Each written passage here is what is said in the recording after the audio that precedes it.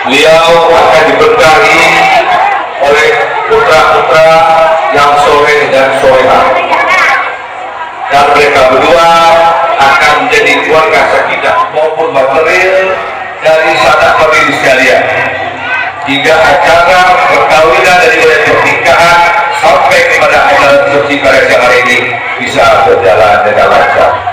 Kami yakin betul apa bantuan bapak-bapak dan ibu sekalian, adalah mungkin acara ini bisa berlangsung dalam lima seperti ini. Berikutnya pula ada lain juga yang kami sampaikan permohonan maaf apabila dalam penyelenggaraan ini kami mengadakan empati oleh ibu sekalian, khusus pada siang hari ini nanti hadir dengan kita ada Pak Ridwan Politik. Sengaja saya bawa dari Curug, beliau datang dari Bogor, Jakarta. Beliau ini dikenal sebagai penyanyi adat kuda. Ini Pak Ridwan warahmatullahi wabarakatuh. Dan mewakili para ulama sekalian, pada hari ini akan disampaikan kepada Bapak-bapak Bapak Camat.